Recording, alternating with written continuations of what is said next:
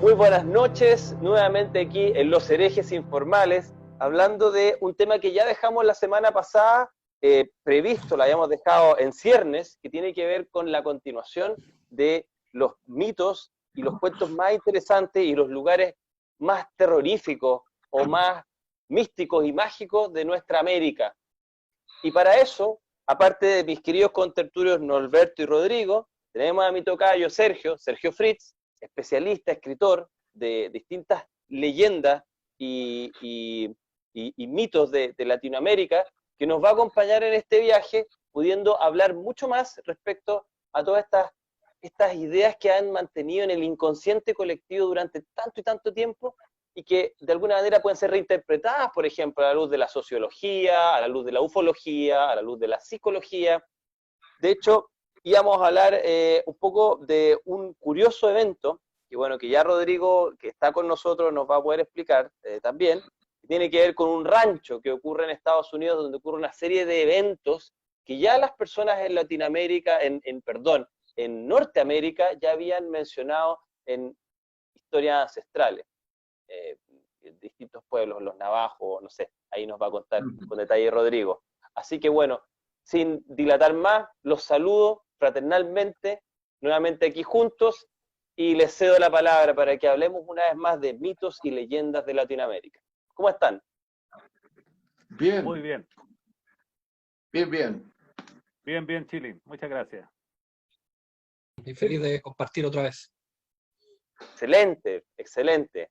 ¿Y qué tenemos esta semana? Vamos con la idea de este misterioso rancho.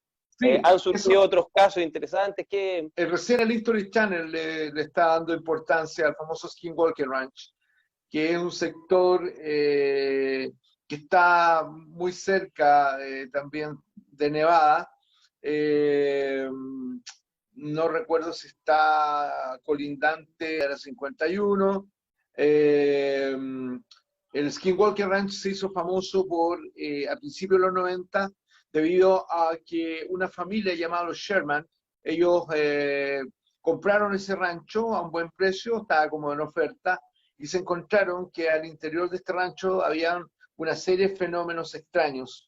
Todo comienza con la aparición de una especie de lobo gigante que ingresa una vez al espacio donde se encontraba la casa como patronal, entre comillas, y era como muy amable este animal gigante moviendo la cola, y hasta que en un instante este animal gigante toma por las fauces a una oveja y ahí le empiezan a golpear, el animal no soltaba absolutamente a la oveja hasta que le dan un balazo, el balazo tampoco, un escopetazo lo traspasó al lobo, y cayó carne al otro lado, y se dan cuenta que la carne cayó como putrefacta.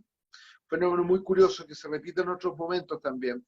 El animal sale efectivamente arrancando hasta que los siguen los dueños de los Sherman y desaparece de la nada. Ese es uno de los primeros reportes que hay. Pero lo curioso es que esta gente se quiso deshacer del rancho, porque tenían una cantidad de fenómenos extraños, apariciones de estos lobos extraños, apariciones de animales como similares al Bigfoot, apariciones de ovnis triangulares, sobre todo bolas esféricas, y la desaparición de los animales también, y mucha mutilación de animales.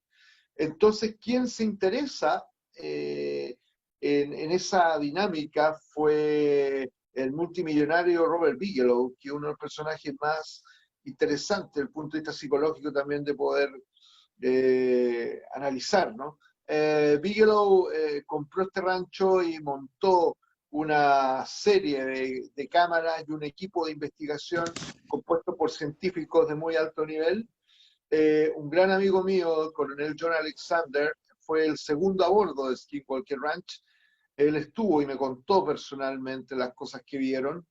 Me contó inclusive que él tuvo una experiencia que es muy similar a la que comentaba al principio. En un minuto aparece una luz como una especie de abanico de la nada, y del abanico sale algo del tamaño, me decía, de una vaca, que da vuelta a la cabeza y tenía los ojos rojos, y él le dispara. Están todos apertrechados, le dispara, cae el animal y cuando lo van a ver está toda la carne descompuesta, pero como que hubiesen pasado semanas. Hay una serie, bueno, y como tú bien dijiste, Sergio, esto parte por una leyenda, ahí este era el territorio de los indios Ute, y ahí los indios Ute tenían problemas con los navajos. Y en esas situaciones que se lanzan una maldición, y ahí empieza a aparecer el llamado caminante de piel, que lo describen como una especie de ser que tomaba efectivamente la piel de algún animal determinado y se lanzaba a veces sobre algún objetivo, alguna presa determinada, y vaticinaba un poco mal augurio el caminante de piel. En este minuto el Skinwalker Ranch está en otras manos. Hay una tecnología mayor que está montada, pero es como el Disney World de lo paranormal, se podría decir. Pero hay mucho que tejer ahí con lo que pasa en Skinwalker Ranch. Muy interesante, da la impresión de que, claro, es como tú dices, como el Disneyland de lo paranormal, Sí. con manos, con gente con un poder adquisitivo enorme, tratando de descubrir esta especie como de portal, o para algunos quizá un gran montaje, no sé, tú tienes ahí una persona cercana que es muy de fiar, que habla de la veracidad de estos fenómenos, que es una persona Exacto. acreditada militarmente, un coronel, un hombre Exacto. respetable del ejército norteamericano. Entonces, también ahí hay mucho que decir y de estas características del tiempo y espacio que se distorsionan. Entonces, no sé, por ejemplo, Norberto, Sergio, ¿qué les parece esto? Por ejemplo, quisiera de repente escuchar qué es lo que opina Norberto respecto desde la idea de la percepción de esto de que de repente las cosas pasan en un momento para nosotros y cuando estos objetos caen o estos seres caen, es como si hubiese pasado otro tiempo, como que hay una dilatación del tiempo. ¿Qué interpretación podemos darle a esto de que estos seres caen y están descompuestos, por ejemplo, que es algo tan curioso? Yo pienso que por las descripciones que da Rodrigo y por la seriedad con que se ha tomado esto, porque no es común que en estos eventos paranormales aparezcan instituciones que invierten recursos, ponen todo un aparataje tecnológico, o sea, es muy extraño que esto sea simplemente para alimentar un mito o dar publicidad, por lo mismo que tú dijiste de Bigelow y de las personas que conoce personalmente Rodrigo. A mí me da toda la impresión, es de algo que hemos conversado en Los Herejes, en otros programas y también en charlas informales, en nuestras comidas informales, que aquí estamos en presencia tal vez uno de los mejores casos de traslape dimensional. Es decir, hay ciertos lugares que por alguna razón, y que justamente los indios le llamaban los sitios de poder, que es como me da la impresión de que la Tierra es como un queso gruyère. Entonces los hoyitos de este queso son esos lugares donde se producen estos traslapes dimensionales, tal vez querido o tal vez espontáneo, pero que producen estas situaciones que aparecen seres de leyenda. En el Skinwalker Ranch son seres que prácticamente reúnen casi toda la mitología de Norteamérica, entonces es curioso, es como una confirmación de todos estos mitos. A mí me da la impresión de que estamos en presencia de fenómenos de traslape dimensional, que por lo demás la misma explicación que nosotros hemos conversado, que yo le atribuyo a los visitantes de dormitorio, a muchos fantasmas, incluso a ciertos fenómenos que le ocurren a la gente de repente cuando le pasan cosas raras, aún en la vigilia, pero que es esta cosa extraña que aún no hemos alcanzado a comprender y que provoca estos traslapes. Y eso y lo mejor, lo que más lo demuestra, es el hecho de la carne descompuesta. Es decir, como que estos seres vivieran en otra dimensión, en otro tiempo, pero al materializarse en esta, como que todo ese espacio de tiempo que estaba desfasado cae y se produce una putrefacción en segundos cuando debiera tomar días. Eso te puedo decir. Ahora, interesante, ¿no, Alberto? Ahora, por ejemplo, Sergio, ¿qué se puede saber respecto a estos elementos simbólicos en esta mitología presente en este rancho? De este gran perro, o como planteaba Rodrigo un poquito más precisamente, como un lobo. ¿Hay elementos de la mitología que se repiten? ¿Qué pueden significar? ¿A qué se pueden asociar a nivel interno del ser humano o a qué otras leyendas podrían estar conectadas, por ejemplo? No conozco tanto este caso, sí leí algunas cosas, tengo alguna referencia básica, pero lo que a mí me llamó mucho la atención es cómo hay una pervivencia de mitos indígenas americanos que después revisten con hechos paranormales, se van uniendo y se van entrecruzando el mundo antiguo americano con el europeo anglosajón, y eso hace una cosa muy, muy curiosa. Entonces eso revelaría también la pervivencia de los mitos, cómo pueden sobrepasar incluso las nacionalidades, las tribus, los pueblos, las etnias, las religiones, y permanecen ciertas figuras semejantes, porque acá Rodrigo hablaba de un lobo o un perro, ¿cierto?, que aparece misteriosamente, y me acuerda mucho un caso que lo estudié mucho este verano, que son las cabezas de Hexham. No sé si tendrán algún conocimiento de ello, que ocurrió en Inglaterra. Dos niñitos encuentran en el patio de la casa dos figuritas semi-humanas de unas cabezas. Posteriormente, una estudiosa céltica señala que corresponderían a ciertos objetos rituales de los celtas, de los antiguos celtas. Y empiezan a ocurrir una serie de hechos paranormales, entre otros, uno muy parecido al que estamos viendo, donde los dueños, los vecinos de estos niñitos, ven a un hombre lobo que se mete en la casa, que no les hace daño, pero está la aparición. Hechos paranormales en la casa, movimientos de objetos, cosas por el estilo. Y curiosamente había una antigua leyenda que hablaba en ese lugar de la existencia de hombres lobos. Entonces me llama mucho la atención bueno. cómo, claro, cómo en dos contextos tan Sí, se repiten. ajenos, ¿cierto?, se repiten ciertas ideas. Sí, Entonces también en este sí. otro caso eran los celtas, ¿cierto?, y acá Qué los buena. indios americanos. Entonces ahí hay ciertos nexos curiosos. Esta conexión, claro, muchas veces hemos planteado de que los mitos a veces, un tipo, Jung, investigaba distintas culturas, distintas a la suya, la alemana, digamos, y suiza, europea, para encontrar elementos en común. Estudiaba sueños en lugares de África, estudiaba sueños en lugares de Asia, y decía, de alguna manera existe una estructura de mitos, que también lo tomaba de Mircea Eliade, que tienen que ver no con el lugar, sino con una especie de elemento colectivo de la especie humana que tiene intuiciones respecto a ciertas cosas. Un poco también parecido a estas ideas del señor Platón, digamos, de que hablaba que esto eran pálidos reflejos de otro mundo, un mundo de las ideas, donde estarán representaciones de esas ideas. Quizás los mitos, de alguna manera, podrían representar cosas o estructuras de pensamiento que trascienden un grupo étnico local. Y en relación con eso parece que aparece la figura, como ustedes mencionan, de este animal de poder. En este caso del lobo, del coyote, que para ellos, por ejemplo, podría representar el trickster, un tipo hablaba de esto, que del burlador, de este ser que cambiaba de formas y que siendo Loki en una parte o siendo el coyote en Norteamérica, era un ser que transgredía límites, como el chamán, como seres mágicos que tenían esta capacidad de poder diferenciarse, al rato ser un animal, al rato ser otro, al rato ser hombre, al rato ser mujer, al rato ser de una energía espiritual, transgredir el mundo de los vivos, de los muertos.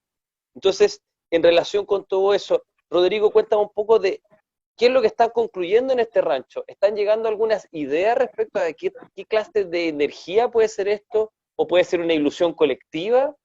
¿Qué es lo que están logrando descubrir hasta ahora? Mira, lamentablemente Bigelow lo que hace siempre es como se acabrona con la información. Tengo entendido que tienen cerca de más de 300 videos de estos fenómenos, guardaditos, investigados por ellos. Ahora, yo recomiendo en Amazon un documental que hay sobre Skinwalker Ranch, buenísimo, donde entrevistan a los científicos que estuvieron allá. Y uno de estos científicos plantea también lo mismo que había visto mi amigo Alexander, la famosa luz de abanico, el cual se abre esta luz de abanico en el aire, está como a 2 metros de altura, y aparece un ser como de 2 metros y medio, gigante, como en punticodo, se levanta, este gigante da 2 pasos, ¡pum!, y desaparece. La teoría más interesante es que justamente tú lo has estado planteando un poco, lo hemos estado un poco pimponeando, el tema de los vórtices dimensionales, los verdaderos Stargate, que probablemente serían algún tipo de lugares que concentran alteraciones en los campos de tipo electromagnético, por lo tanto podrían ser verdaderas ventanas hacia otras realidades, y otras realidades donde la distorsión del tiempo es muy evidente. Hay un porcentaje de observaciones de Skinwalker Ranch que se ven animales y han dejado huellas que son similares a los raptors, como el Velociraptor, y esto me recuerda un poco también a las observaciones que se han visto en Chile. En Chile se han visto las mismas observaciones distribuidas en distintas partes del territorio nacional, y en la actualidad las nuevas tecnologías que hay, porque las nuevas tecnologías dicen que colocaron las nuevas tecnologías y como que el fenómeno fue increciendo, que han captado nuevas cosas que no las están diciendo.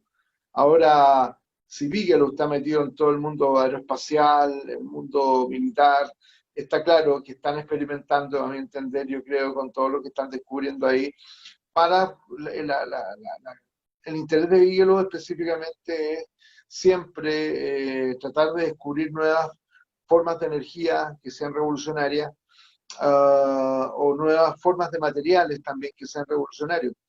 Y yo creo que van por ahí en este minuto. Skinwalker Ranch sigue muy activo. Creo que es posible que estos tipos realmente estén. Había una de las tesis que decían que podían estar haciendo también experimentos los propios científicos que están en esta nueva fase Skinwalker Ranch. En el mismo rancho estarían haciendo quizás experimentos con nuevas tecnologías que probablemente después se apliquen en el campo industrial militar, con todo lo que se está descubriendo al interior del rancho. No hay mucha evidencia de eso, es especulación, pero lo que sí que hay, que por lo menos hay buenos niveles de testigos, hay fotografías que se han filtrado, hay un par de videos también que se han filtrado de los fenómenos de las esferas y ovnis triangulares, Skinwalker Ranch, y da la idea que todo apunta que es un lugar donde hay una actividad de tipo un Stargate, una puerta hacia otra realidad que está muy activa, muy abierta y se está dejando investigar. Sergio, una consulta. Todos te conocen acá como un excelente y muy bien formado psicólogo, pero olvidamos tu aptitud y tu especialidad como psicólogo anómalo, es decir, que es el término técnico de la parapsicología. Y ahí me gustaría conocer, en esa faceta tuya, que eres uno de los grandes especialistas, si no el mejor de Chile, desde esa perspectiva, ¿qué opinas tú sobre este tipo de casos de la parapsicología? Bueno, interesante. Bueno, en Chile no hay mucha gente que se dedique, así que claro, por vocover podría quedar en una posición buena. Ya, no te hagas el humilde, si todos sabemos. No, vocover. Entonces, gracias. Entonces, mira, desde la psicología anomalística se plantea de que hay fenómenos similares de materializaciones, por ejemplo. Eusapia Paladino y los mediums del siglo XIX hicieron varios de estos fenómenos, que eso podríamos interpretarlo en un lado, y que aparecían estos ectoplasmas que después no han podido ser descubiertos en el presente. Se piensa que fueron parte de unos montajes que hicieron ellos, que algunos no se pueden explicar, pero se presume que sí. Los otros se plantea lo que se llama el RSPK. El RSPK es la psicoquinesis espontáneo recurrente, que ocurre en Tina Rech y en varios lugares donde hay personas de que describen manifestaciones, que se aparecen seres, que se rompen objetos, que hay olores extraños, que aparecen piedras en los techos, como que no cayeran de ningún lugar. Hay casos en Brasil también con Amira Midem, o Río Tercero Bernier, un caso que estudió Alejandro Parra, alguien que nosotros conocemos y que quizá en algún momento compartirá de nuevo con nosotros. Entonces, como casos de materializaciones y de energía rara, asociadas a un lugar y asociadas a una persona. Bueno, en esos casos se plantea que más que una especie de vórtice, se plantea que de alguna manera algo de la conciencia de un ser humano indirectamente está afectando ese entorno y está generando estas manifestaciones. Ahora, la más conocida es una asociada al ente, que salió hasta una película, y bueno, y hay cierta evidencia, un caso semi-real al respecto, de un tipo, el señor Gaynor.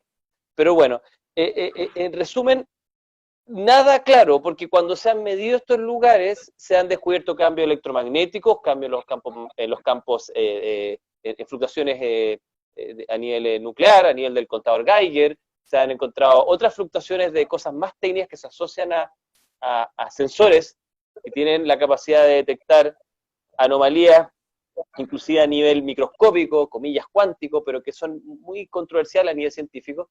Pero en resumen, nada aún. Son muy pocos casos, hay muy poca investigación, hay muy pocos investigadores independientes que han estudiado el mismo caso. Entonces, lo único que podríamos decir desde esa área es de que han ocurrido algunos fenómenos que algunos han interpretado como interacciones de la conciencia, como un gran efecto dentro de un medio. Una cantidad muy pequeña de personas ha querido plantear la hipótesis de que es algo asociado al lugar, un poco como lo que estábamos hablando en Skinwalker, como una especie de fantasma, espectro, una especie de entidad que tiene una fuerza dentro de un lugar, pero eso es aún más complejo porque piensa que los parapsicólogos ven desde la psicología, es decir, de que hay una psique que está interactuando con su entorno material. Eso es lo que podría decir. Ahora, tú, Norberto, ¿cómo lo verías a nivel respecto a la estructura de realidad? ¿Qué nos habla de qué nos dice de la realidad de estos fenómenos?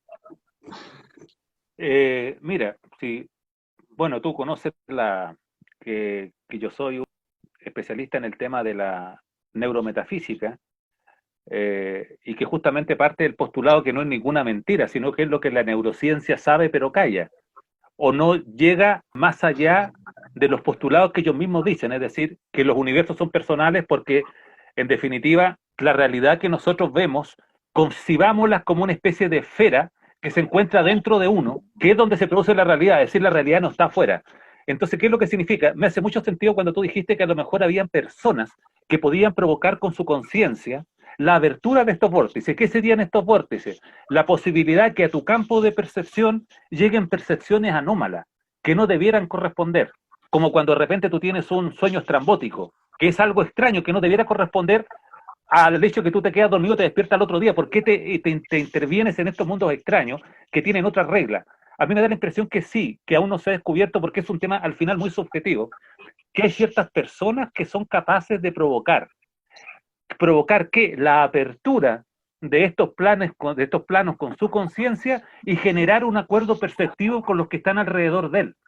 Por eso que se le arranca a la ciencia, porque la ciencia requiere acuerdos perceptivos mucho mayores, como que ahí hay un árbol y el árbol produce manzanas y ahí están las manzanas. Pero cuando tú interactúas con fenómenos que en definitiva dependen de la psiquis de un individuo, que es capaz hasta cierto punto como de forzar lo que debiera ser la realidad ordinaria para entrar otros elementos, es algo que a la ciencia normal que conocemos se le escapa.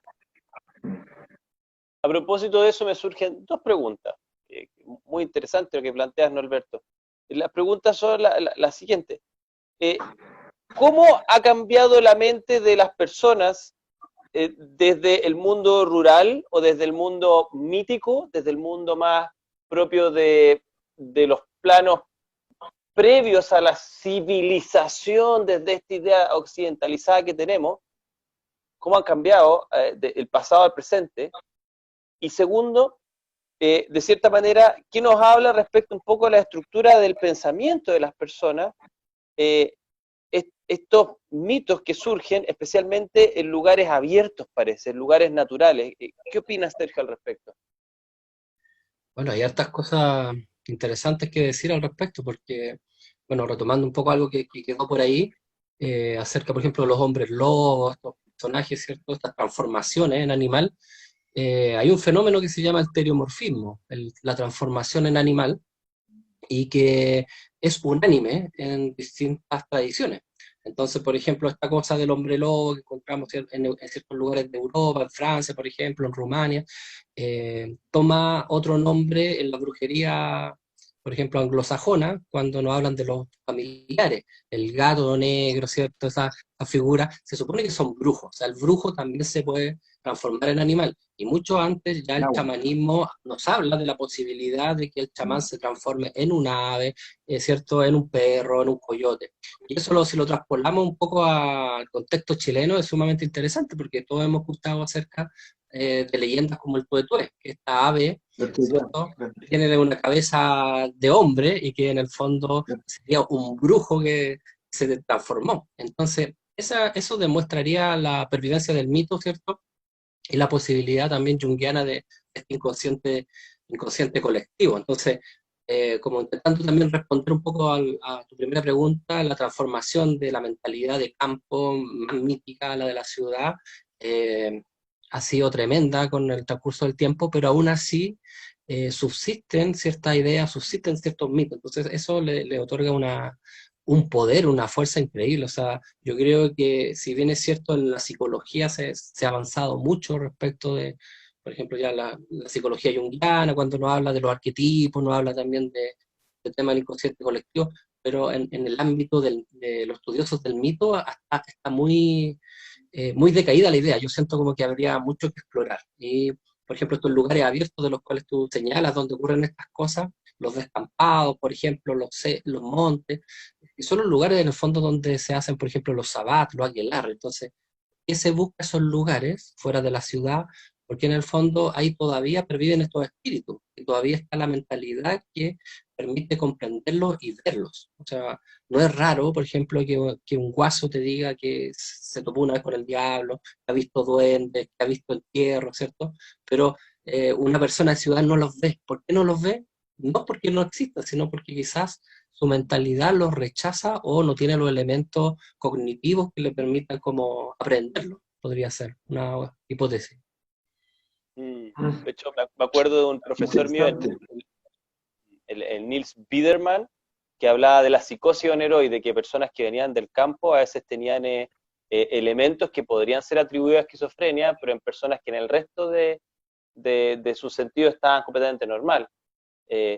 Y prefiero no poner palabras raras, hay otras palabras raras que la parafrenia y otros que hablan de esas como mini psicosis, pero lo entrete de esta psicosis oneroide que era relacionada con haber perdido los mitos del campo, particularmente los mitos de la cosmovisión mapuche en este caso, y que las personas que se habían sacado de esa, digamos, de este arraigo ancestral personal, experimentaban una serie de fenómenos asociados a entidades que veían en las casas, y que los llevaban a estar muy consternados, llegaban finalmente a las clínicas y a ver a los psiquiatras y psicólogos. Entonces, que ese fenómeno que pasó en los años 70, 80, 60, está dando menos ahora, pero Biederman planteaba eso, que de repente tiene que ver con el arraigo, tiene que ver con parte de esta mentalidad que coexiste, que a veces nosotros nos desconectamos de esta percepción que tiene que ver con esta conexión del hombre y el ser humano con la naturaleza, hombre a mujer, la naturaleza en general. Y bueno, muy completo lo que plantea Sergio, porque en ese sentido parece que nos falta aprender más del campo y aprender más de la mente del humano en la naturaleza. Ahora, en relación con eso, un poco dándole forma a esto y cerrándolo un poco, Rodrigo, ¿qué concluyes tú del rancho Skinwalker? ¿Qué crees tú, a qué se debe? ¿Cómo, desde tu interpretación como experto, con toda tu experiencia, qué crees que es? Mira, voy a tomar la colita de lo que tú señalaste delante, porque yo he tenido dos experiencias atribuibles a lo que tú comentas, esas experiencias con el campo, en lugares apartados, donde menos mal, acompañado con otras personas, nos ha tocado presenciar fenómenos de tipo mítico extraño, pero en situaciones completamente fortuitas, ¿ok? Eso me ha dado que pensar que en la naturaleza hay ciertos niveles de realidad del cual, como bien decía Sergio, delante quizás estamos como medio ciegos, estamos medio atrofiados, pero que a veces se manifiestan y empíricamente pueden tener una aproximación a nuestros sentidos y pueden ser experiencias compartidas. Yo recuerdo una vez, por ejemplo, que íbamos al embalse del Yeso a verificar un presunto incidente ovni, que es un fenómeno que se da todos los inviernos en el embalse del Yeso. Esto me lo pasó Iván Torres de Buenos Días a Todos, cuando me dice, oye, hay una luz, que esto, el dato a su vez a Iván se lo pasó una persona que le cuida el campo. Le hablaban de una luz rojiza que una vez a la semana en el embalse del Yeso en invierno aparece y desciende, y no se mete bajo el agua, sino que queda como suspendida, y después nuevamente se eleva hasta desaparecer. Y cuando fuimos a buscar relatos de eso, me acuerdo, fue un invierno, éramos tres los que íbamos junto con el hijo del amigo que manejaba. Estábamos, yo calculo, a una media hora de llegar al embalse del Yeso, o quizás menos, unos 20 minutos, en una explanada de tierra donde no había absolutamente nadie, y al lado nuestro una pared hecha por la propia naturaleza. Y en un minuto estamos con las luces altas del jeep, a mano izquierda aparece a no más de, calculo, unos 3 metros de la punta del jeep, algo que interpretamos, así, aparece una sombra, como una culebra, como una serpiente, corta, de haber tenido no más de 1,10 m, corta pero transparente, podías ver a través de ella. Se nos aparece enfrente, acelera y sube ese muro como la nada. Pero lo más interesante es que cuando se aparece enfrente a nosotros, sube el muro, una vez que pasa nos tira un remolino, y ese remolino volvió al vehículo y tuvimos que chantar el vehículo. Y yo en ese instante saqué mi grabadora, mi cámara de video, y grabé a mis amigos, y todos contaban, ¿viste eso? Y todos me cuentan exactamente lo mismo que yo había visto, habíamos compartido percepciones de algo que todavía no lo puedo traducir.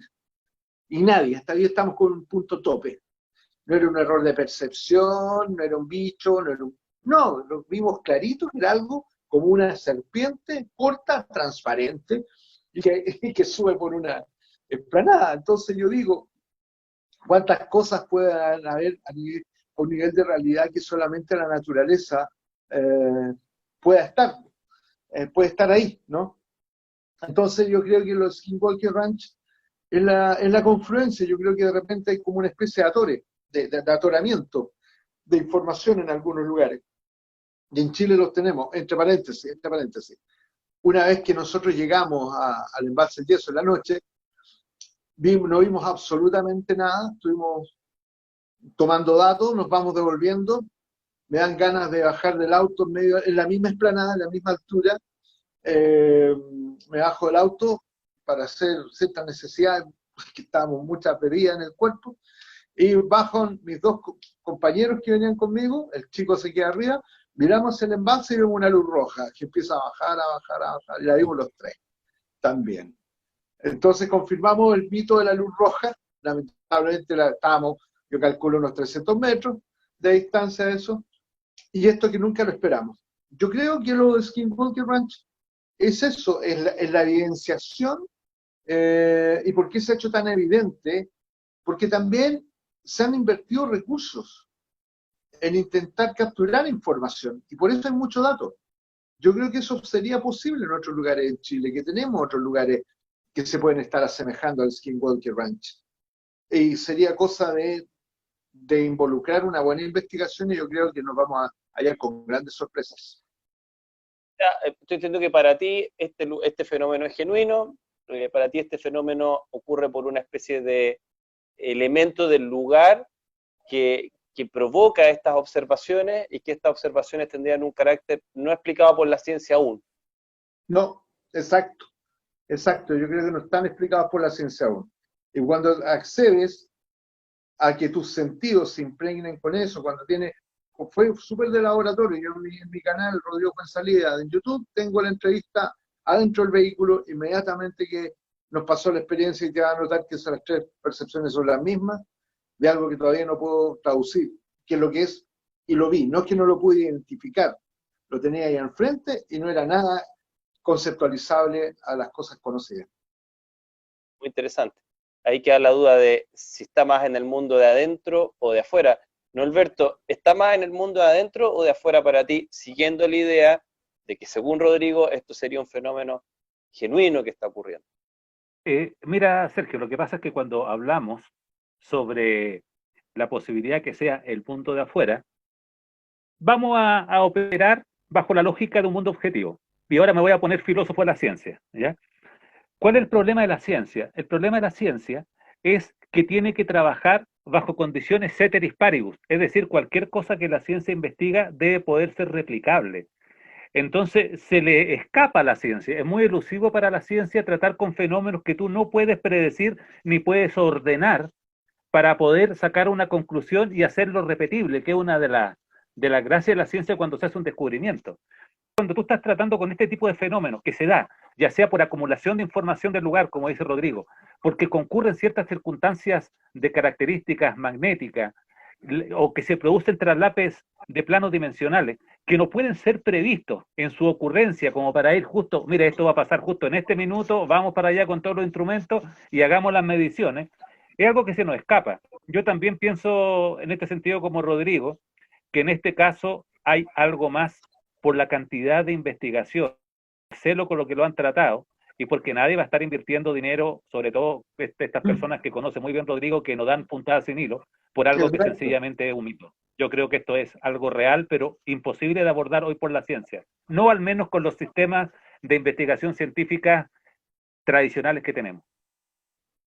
Sergio, ¿qué crees tú que podría representar esto? Entendiendo que bueno, que hay casos, quizá, como tú muy bien mencionabas, similares en otras leyendas. ¿Qué podría representar esto? Bueno, yo creo que son ciertas realidades que quieren manifestarse solamente, no piden permiso, nada, quieren mostrarse de vez en cuando. Ahora me recuerdo un caso acá cerca de La Serena, Cutún. Ya el caso de Cutún, también una casa donde ocurrieron cosas paranormales, bien curiosas, entonces quizás con los medios que dice Rodrigo, claro, como hacer una buena investigación al respecto de...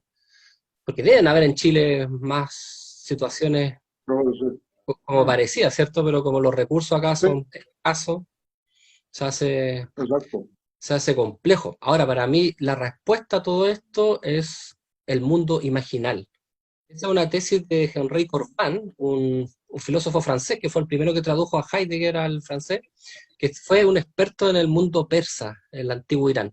Y él descubrió, o se dio cuenta de una situación interesante, que está el mundo visible, que el terrenal, está el mundo invisible, que es el mundo celestial, pero de repente el mundo terrenal sube al celestial y viceversa, ¿ya? Entonces, por ejemplo, como el profeta Mahoma o Mohammed estaba en la tierra, llega al cielo. ¿Cómo ocurre eso? ¿O cómo puede ser que de repente los ángeles, como describe la Biblia, bajaron y se relacionaron con los humanos a través de un puente? Y este puente es el mundo imaginal.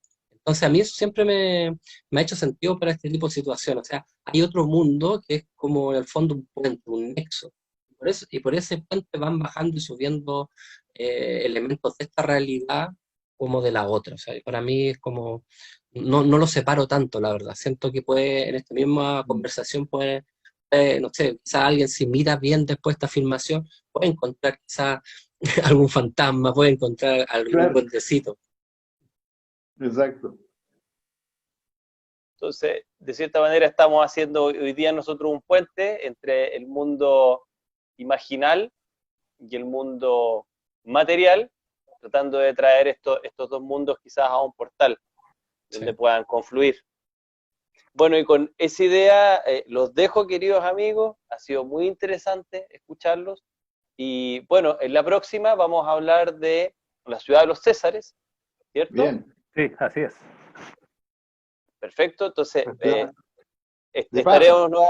estaremos nuevamente ahí con Rodrigo, con Norberto y con Sergio, contándonos respecto a esta leyenda y cómo pueden estar estos, como muy, muy bonitamente planteas a través de esta tesis, de que está este mundo imaginal y que a veces se cruza con este mundo material y que quizás nosotros tenemos que encontrar estos puntos de conexión. Espero que nos visiten a través de YouTube, a través de las redes sociales, que si se pueden suscribir, genial, porque hacemos este programa de manera completamente desinteresada y ad honorem por el hecho de poder disfrutar de una grata conversación y poder entregarles algo de un granito de arena de pensamiento a ustedes. Nos vemos en otra semana. Cuídense mucho. Chao, que estén bien. Adiós. Adiós. Adiós. Adiós. Chao.